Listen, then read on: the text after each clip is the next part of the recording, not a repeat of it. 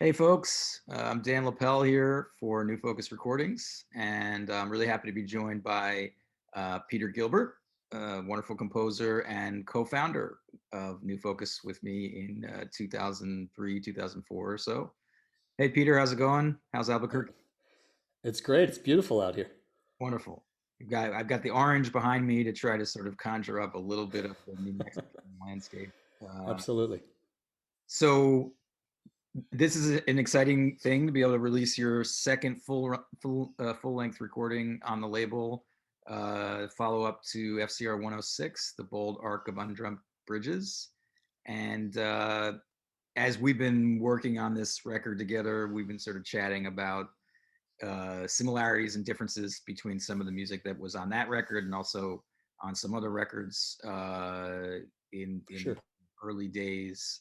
Um, and it's cool to see the sort of manifestation of your personality, musical personality, in these pieces. Some of which are very different, um, but all sort of have the Peter Gilbert stamp on them. So, uh, does that make you feel uncomfortable, or is that are you with that? No, absolutely. Um, I mean, I think there's an interesting thing for me that happens, which is that as I'm writing something, I'm mostly interested in the way in which it's new for me and the way in which it's different. But of course, if you look at the collection of stuff from different times, there are a lot of obvious connections, and that's in some ways perhaps the part that I think about less, um, if that makes sense. Sure. I mean, I would imagine those connections just sort of happen naturally. It's the parts of your personality that you don't It's the really. part of me that I can't escape. Yeah. Right. Right. Right. And I mean, uh, one of the things that I think is present on this record that came up a bit in one of the early records in the catalog, Sustenance, is this sense that there are pieces that are sort of acting as connective tissue to a certain extent. And this isn't as rigorous in that way as we organize Sustenance. Sustenance, by the way, is that's FCR 103. There's a third record in the catalog, and Peter composed electronic interludes that connected each piece. And Yeah, I was trying to like a remember, was that your idea, or was that? was that my idea? It depends on whether or not you think it was good. I think it. I If it can't was a good remember, but idea, then it was mine. we were definitely thinking about it as an album, and I think it was one of the things that we cared most about when, at the genesis of New Focus Recordings, was the idea that an album is an album. It's a thing. I really think that the album is the most essential genre of the last 100 years, in the way that the symphony was in some ways for the 19th century. The album is, as a kind of coherent artistic statement, something I think that's been hugely important for musicians basically across genre. And that was something that mattered a lot in those early albums. That was like, okay, but what's making all of this stuff a single coherent Yeah, musical statement? yeah. I mean, I think And that concept has. I don't want to say it hasn't aged well, but it hasn't aged gracefully just by what's happened with the technology, right? It's been challenged, and I think a lot of people you still. mean by things like streaming single tracks Yeah, and I mean, obviously, a lot of people still everything on believe shuffle? very strongly in the idea of a cohesive album, but uh, sort of the advent of curated playlists taking on a more important role, and I'm just not sure everybody listens in that way as much as they did, 18 years ago. Um, but you're right. I feel like That's it was important to us at the time for sure, and it remains very important to me. So yeah, I just think it's a way to listen to the music. And I certainly listen to things in other kinds of playlists and listen to things as single pieces as well. So I don't see any problem with that.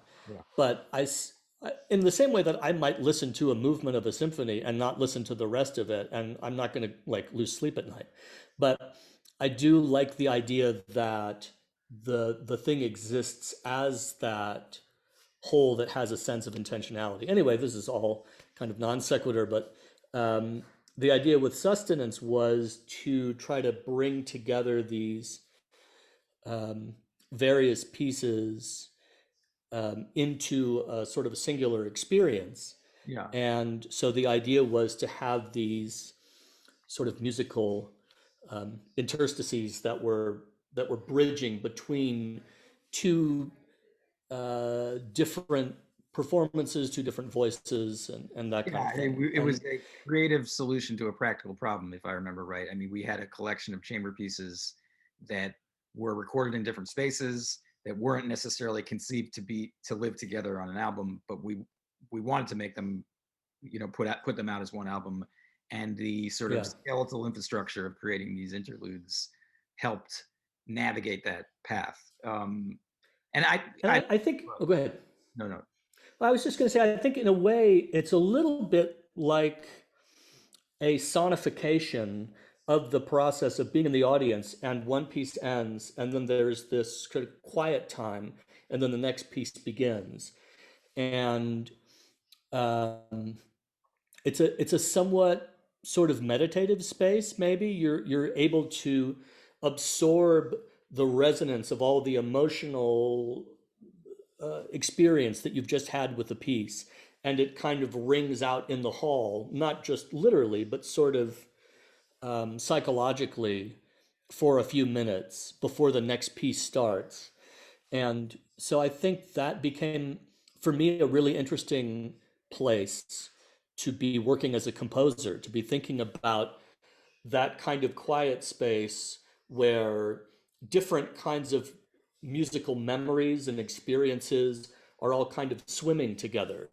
And they may um, include sort of bits and pieces of other um, memories as well. They may, if you know the next piece that's coming, may include sort of an anticipation of where we're going.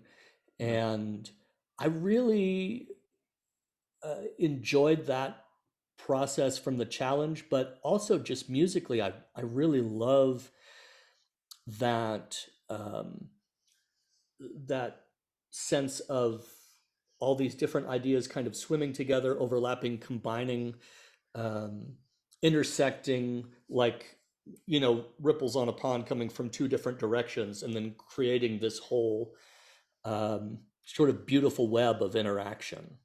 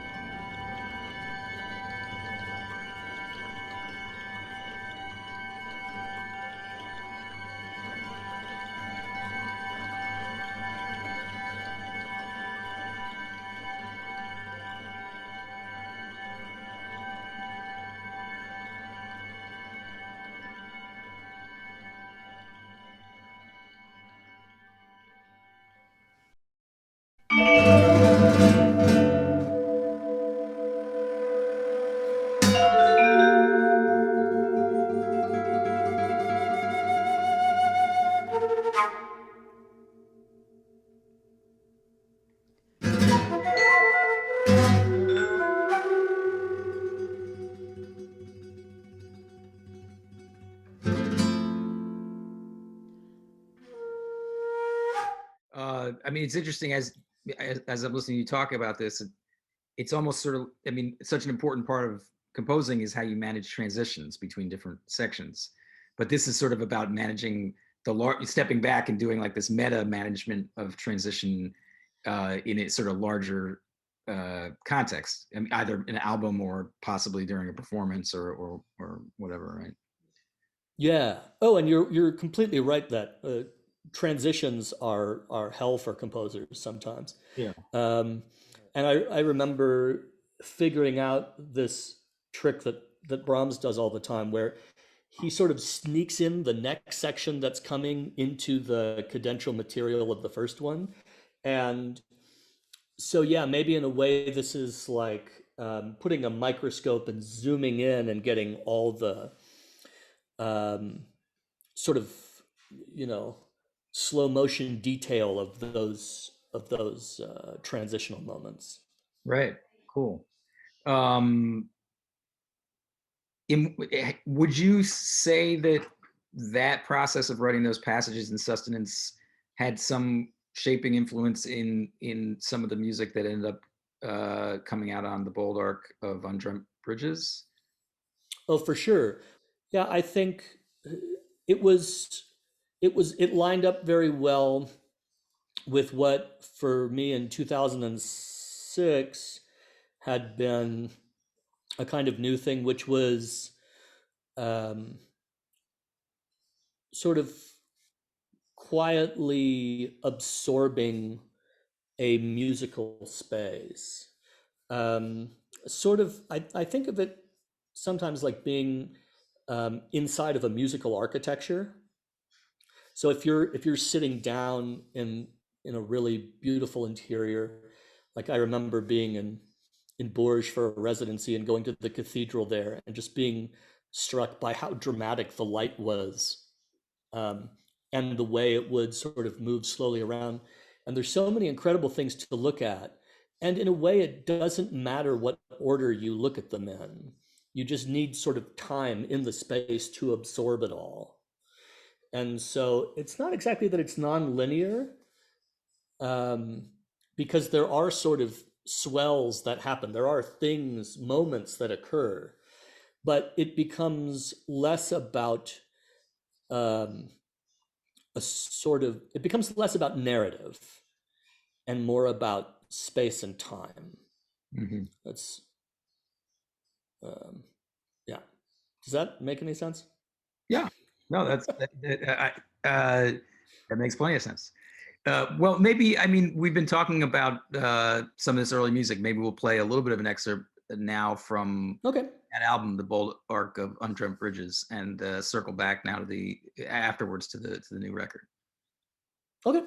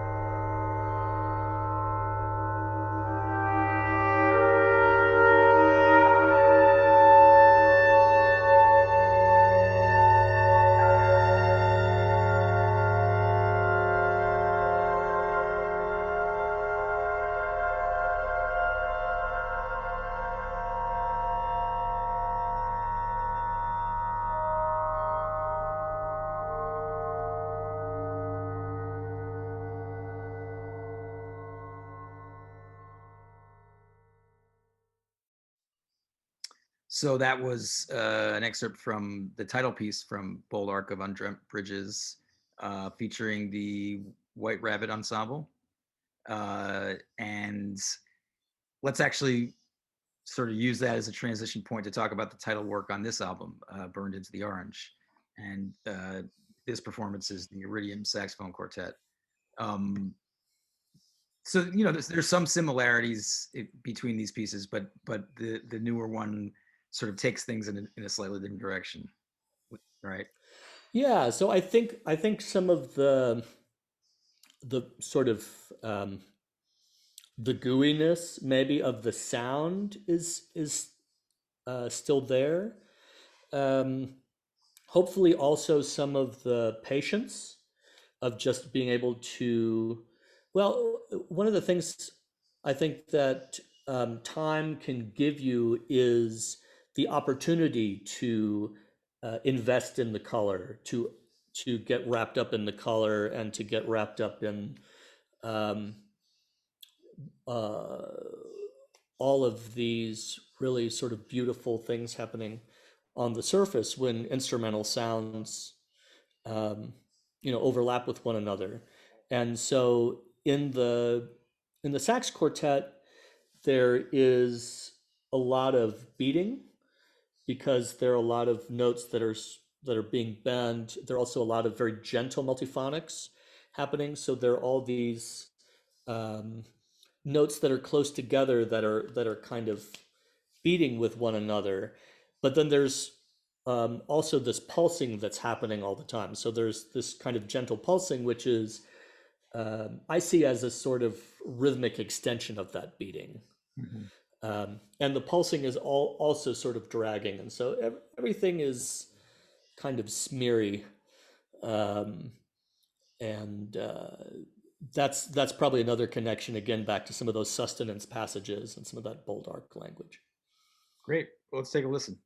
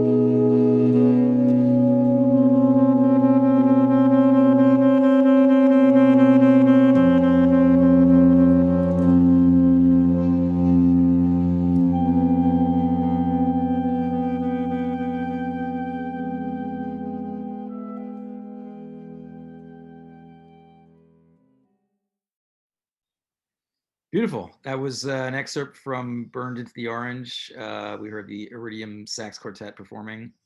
So let's move on to the opening track on the album. The Sure. Arditi Quartet is performing this one, and Yeah.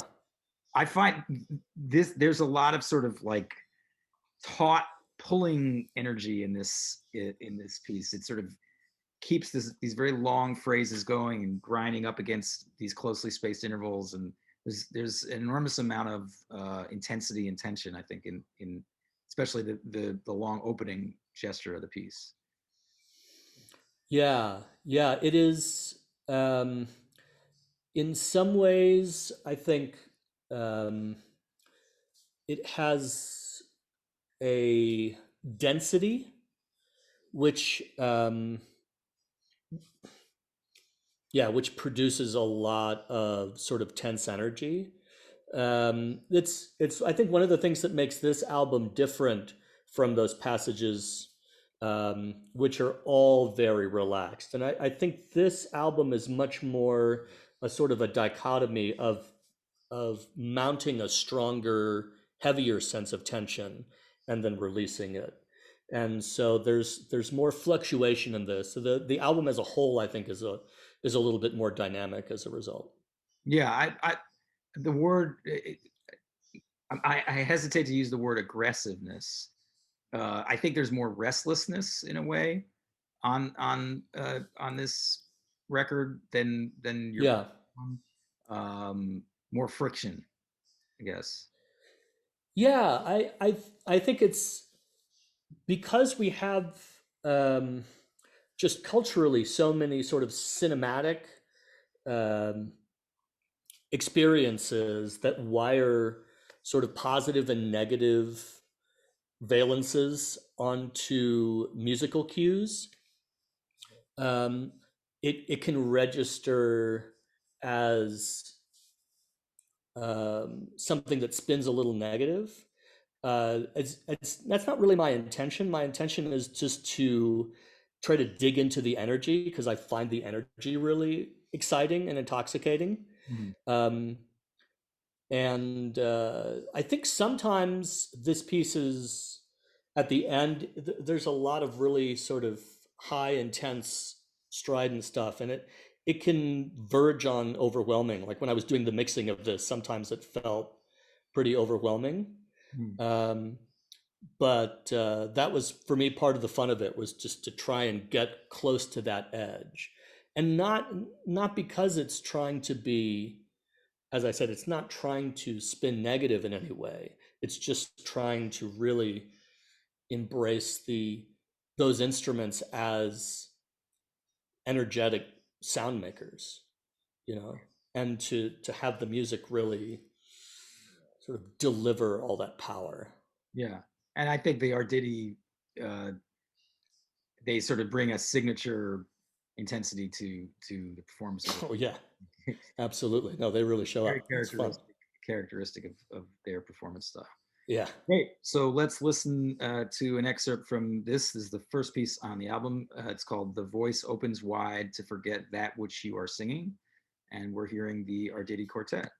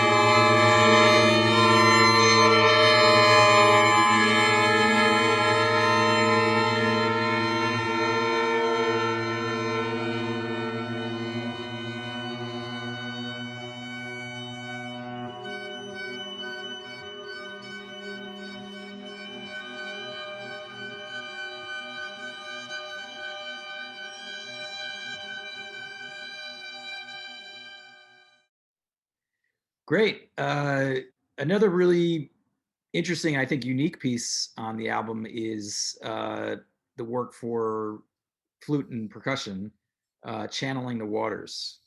And I think, I mean, you know, we'll talk about this and correct me if I'm wrong, but it feels like it's a more sectional piece in a lot of ways, as opposed to this sort of long, uh, evolving texture, which I think is very characteristic of a lot of your music. But this piece is broken more into sections that have a certain amount of contrasting character. Yeah, it hits a lot more sort of hard left turns. Yeah. Um, I think the piece as it's performed live is in some ways very ritualistic. So there are all these really beautifully performed moments where Magdalena is bowing a flexitone while Camilla is um, doing really beautiful things on the flute, and the way that Magdalena controls this flexitone is really uh, so beautiful. And on stage, she's walking around Camilla, you know, and sort of circling her. Oh wow. Um, but anyway, hopefully on disc, still some of that somewhat sort of ritualistic feeling comes through. Um, I think the way in which the piece connects with the other elements of the album is that it's very much about the flute and percussion, which are in many ways very different sort of originating sounds, are always looking to find a place where they can sonically overlap and intersect.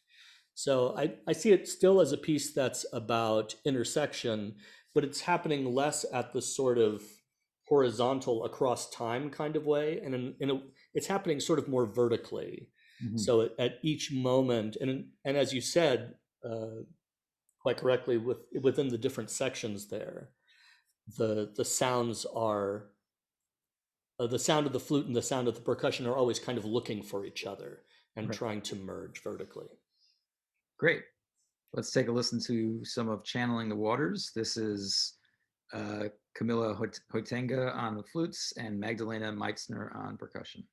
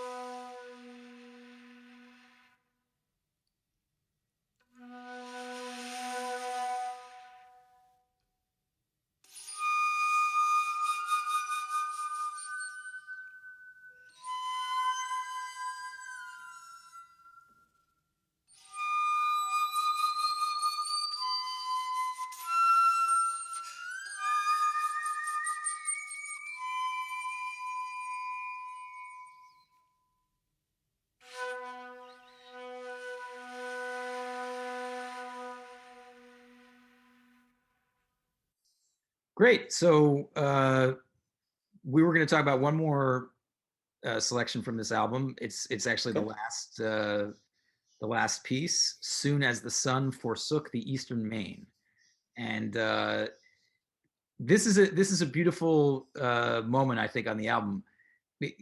First, we hear this very lush, almost late romantic style piano solo piano music, and I Mhm. know that actually you ended up spinning some of this material off into a set of intermezzi that were sort of quasi inspired by Brahms' late piano music, right? Um, Yeah. and it's a music that up till this point in the record we haven't heard anything really remotely like it. It almost sounds like sort of a bonus track at first. uh, Yeah. and as you're going and you're sort of getting invited into this world, uh, something happens in the middle of the track, and well, why don't you take it from there and explain sort of this fascinating moment that we're going to hear. Yeah. So, well, the way this piece started was as something that I did live. I played this um, short piano work, and then it has a big sort of arpeggio, which leaves this. kind of large chord hanging there. And so I start the performance by like talking to the audience and saying, I'm just going to play this little thing as a sort of an explanation. And so I leave it hanging there, thinking that this is still part of the sort of concertized program note. And then while the chord is hanging there in the air, the speakers in the hall start playing that same chord and holding it. And so the chord rings out of the piano and then it sustains, and it sustains longer. And at a certain point, it's too long Right. and it's still going. And then it starts growing into something else. And so I was probably like linking back to my childhood experience of just sitting at the piano with the pedal down and playing everything with the pedal down. Right. Um, and I've always just been completely in love with that sound of all of the overtones of different notes intersecting with, interacting with each other, creating their own little symphony, you know. Yeah. And so this piece is then a kind of almost like playing out of that fantasy, like as those notes are ringing, what happened if they sort of animated Yeah. and took on a life of their own. Yeah. And so that's what this last piece is doing.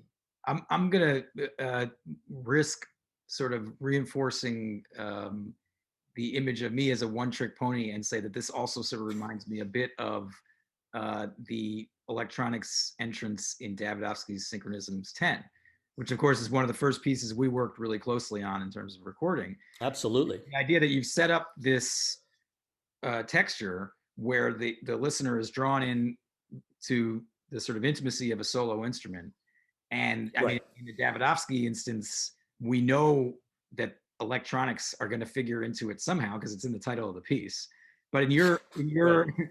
in your case, we don't know that. And then all of a sudden, something sort of magical happens where the electronics create this illusion that the Yeah. instrument is doing something that it can't possibly do, and it's in that moment between when you notice that something magical is happening before you actually figure out what it is, that is sort of really like this illuminating moment. I think it works beautifully in what you've done here. It just sort of leads into this very expansive spot where the album just sort of floats out into the ether.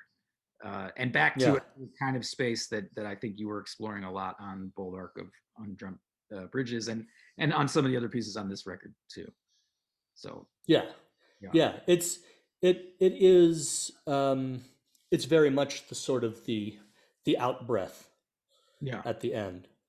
yeah. Yeah. And for me, the fact that you lead into it with music that is really different from everything else on the album even further enhances that feeling of like, you get to that track, you hear this sort of post Brahms-ish romantic piano music and your ears like, whoa, wait, where is this? This is like a whole different, and then all of a sudden it sort of floats out into Yeah. this other thing, and so it's very effective. Yeah.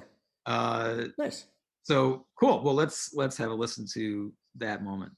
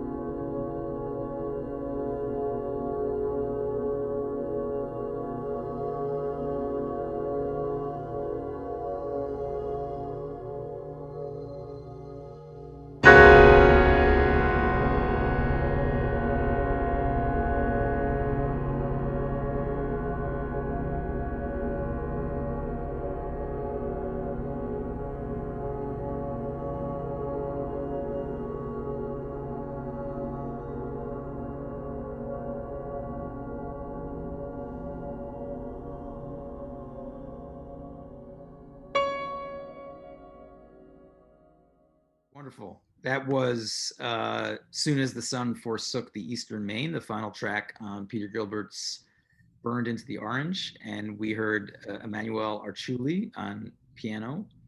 And this was great.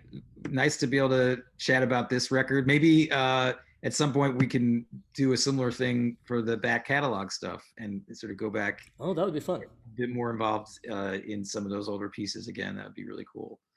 Well, thank you for doing this, Dan. It's New Focus is putting out so much incredible music and is such a important platform for composers to be able to share what they're doing, for performers to share the music that they love, and the catalog that's accrued over these years is really just breathtaking, and that's just an unimaginable amount of work on your part to bring all this stuff together.